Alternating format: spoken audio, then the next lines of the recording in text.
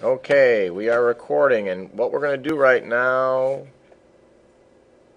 is, let's see, this is going to basically, I'm going to kind of go from here to here. I'm recording. Alright, so what I'm showing you is, unfortunately I'm using a program called Ultra Edit, and it might have some cost, but I'm showing you in effect what it is important to learn and get a flat ASCII editor. I recommend Notepad++, as a couple other instructors have, if in fact it can do two things. It can find carriage returns and tabs, special characters those are, and if it can do column mode. I'm going to do that right now to come up with something called a batch file that we're going to learn to use in AutoCAD if you've got the same thing needs to be done for a lot of drawings.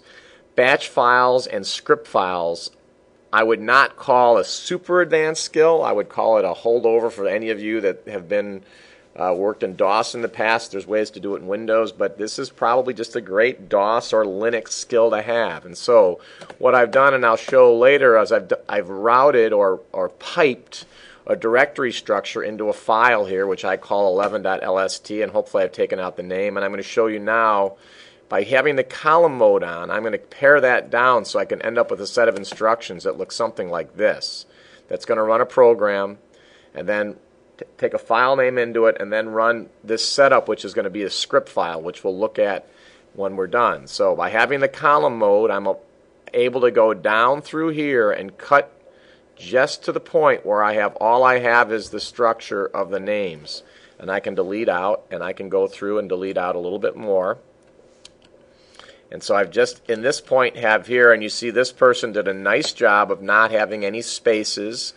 If there were spaces, you would have to put quotes in it around the name, so I'm going to do that anyway because a lot of people did not do that. And now you need to do a search, and what you're going to be doing is a search and replace on the end carriage return. So you do that this way, search, replace, and this is what you're looking for in a file editor, that it can find some special character that signifies the carriage return. And what I want to convert that to is not so important right now, but I want it to be a end quote space /b space setup carriage return, and then this whole thing here. So I'm going to go down and copy, stick that there, paste, and then one more quote. Now when I hit now, I have to be in the right file. I go to the top of this and hit replace all. Everything but the first line gets set up correctly with one small caveat. So I'm going to go ahead and get rid of all those there. Looking for this kind of standard that I've got things in quotes, and you don't need to do that if your names have been correct, and you don't need the .wg either if your names are correct. So you'll see file naming is important, and this is one of the reasons why. So I'm just going to now finally go in here. I'm going to grab just everything to there, copy, right click, paste, and this is then showing you a flat ASCII editor. And this is all laid out the same way, and now you can do file. If you look at this, this should all run correctly. This should be all run one after the other if your script file is correct. Script file is just a set of instructions. Anything you've done in CAD from day one, that is why I teach with the commands, not just the icons. It's really tough to script to icons. It's possible and necessary, but it is not it's not something that most of us can do. So what I'm going to do here, and in the latest AutoCAD, it's called a recorder, just so you know. All right, file. I'm going to save as, and I'm going to save it as 11.bat. I won't tell you where this goes, but I'm going to stick it here. You're going to save it as a batch file. BAT 11.bat is a batch file which you can then click on, and it will run that series of commands. So I'm going to hit save here. And now I'm going to show you what the script file looks like. As an example, the script file here is in something called setup.scr, and all that says right now is to do this. And this is the one you have to troubleshoot through more often than not. Zoom, extents, make a view, save it in a name called plot view, save the drawing, yes under the name it was given, and then quit out of the drawing. Now what you want to do is you want to run this and realize it'll never work completely correctly, but this might have been draw some lines, make a view, this might have been rescale things. This could have been any set of things that you would want to do consistently to one drawing over and over again. Draw a box, draw a traverse. It might be a bunch of data that you bring in. It might be making slide files for doing animation. That's probably one of the most common things to do here is to do this and make slide files with mslide.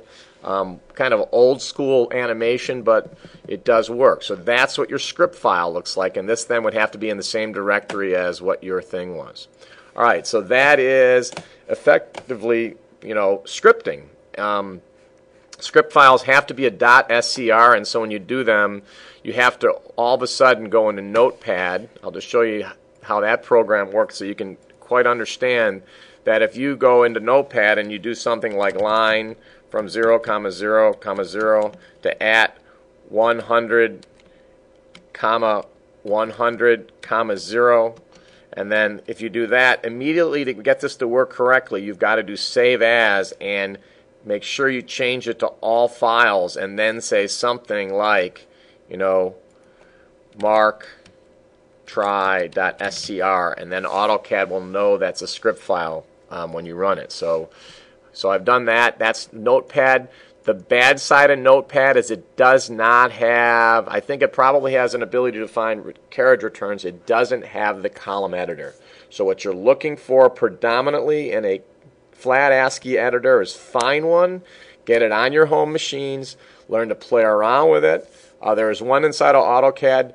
Notepad++ is highly recommended and it works great. It's got a lot of great abilities, with the one caveat that we've got to figure out not how the column mode works. That's pretty much straightforward. It's got good help, but how it finds a carriage return. So check with what you have in your other classes. That's something that we would probably cover in Microsoft Office, but I think we got so much other stuff.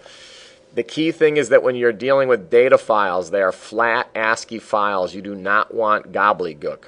So gobbledygook is things that you can't see, like special characters, like bold. HTML has a lot of that in there. So that said, that's about it. We're going to save this, print it out, and you can take a look at it early as I try to push these things through and we troubleshoot their script file. This is trying to set up all the views that you didn't so we can go to the next bit, which is the sheet set manager. Thanks for listening.